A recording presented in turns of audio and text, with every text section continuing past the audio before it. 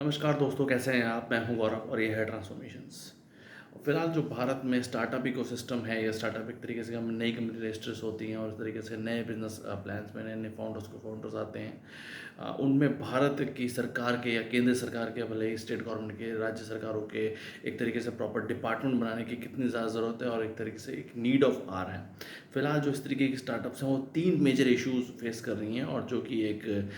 बहुत बहुत बहुत ज़्यादा इम्पॉर्टेंट ये फ़िलहाल एक तरीके से वक्त भी है कि किस तरीके से इन तरीके जो स्टार्टअप जो फ़िलहाल जो देश के नए नए एंटरप्रेन्योर्स युवा सामने आ रहे हैं अपने अपनी नई प्रॉब्लम स्टेटमेंट को सॉल्व करने के लिए और ओवरऑल ऐसे ऐसे बिजनेस एक अच्छे तरीके के बिजनेस को एस्टेब्लिश करके दिखा रहे हैं और इन प्रॉफिटेबल मैनर उसको सॉर्ट आउट करने की वजह से जो तीन मेजर इशूज़ जो फिलहाल स्टार्टअप फेस कर रही हैं। फर्स्ट ऑफ ऑल है इक्वल अपॉर्चुनिटी। हर तरीके के स्टार्टअप को इक्वल अपॉर्चुनिटी नहीं मिल पाती है। आज भी हमें ऐसा देखने को मिलता है कि बहुत सारे टेक्निकल इंस्टीट्यूशंस हैं, जैसे IITs हैं, IIMs हैं, IISCs हैं। उनके अंदर तो एक तरीके से इंक्यूबेशन सेल्स या एक्सेलरेशन सेल्स अवेलेबल हैं, जो कि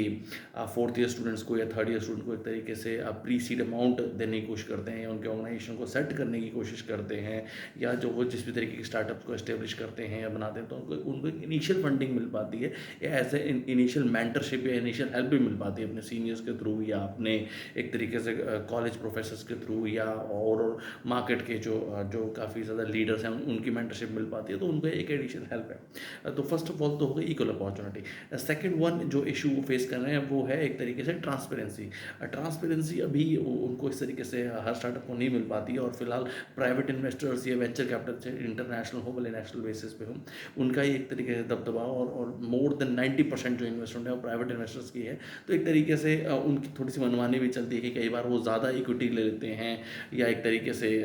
कम इन्वेस्टमेंट में ज़्यादा इक्विटी लेना। तो अगर एक प्रॉपर सरकारी डिपार्टमेंट होगा तो वो एक फिक्स्ड एक तरीके से इनिशियली प्री सीड में या सीरीज ए में या सीड फंडिंग के दौरान एक सिस्टम रहेगा कि भाई 15% इक्विटी के तहत हम इतना अमाउंट दे पाएंगे आपको, इररिस्पेक्टिव ऑफ बिजनेस या इररिस्पेक्टिव ऑफ सेक्टर। और थर्ड एक बहुत बड़ा इशू जो फेस किया जा रहा है फिलहाल इंडियन स्टार्टअप में, बहुत सारे फाउंडर्स का ऐसा भी कहना है कि वो बहुत सारे जब प्राइवेट वेंचर्स को या वेंचर कैपिटल को इनिशियली आइडिएशन स्टेज पे जब उनकी आइडिया और एक तरीके से कंपनी को रजिस्टर करके अभी आइडिएशन स्टेज पे भी ऑपरेशन करना नहीं शुरू किया है, तो अपने आइडियाज़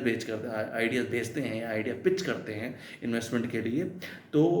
उसके मतलब वो काफ़ी सारे इन्वेस्टमेंट में ऐसा भी देखा गया है कि वो सब अगर कोई प्रॉफिटेबल आइडिया है या ऐसा आइडिया है कि जो चल सकता है, उसको वो अपने ही जानकार इन्वेस्टर्स या अपने ही जानकार फाउंडर्स के थ्रू एक तरीके से नई कंपनी एस्टेब्लिश करा के उसको ऑर्गेनाइजेशन को कराने की कोशिश करते हैं इंस्टेड ऑफ उनको फंडिंग देने के बजाय, और अपना एक अच्छा बिजनेस सेटअप कर लेते हैं जिसमें एक लैक ऑफ ट्रांसपेरेंसी भी है। तो इन सब तीनों चीज़ों का सोल्यूशन किया जाना बहुत ज़्यादा ज़रूरी है नए फाउंडर्स के लिए। जय हिंद।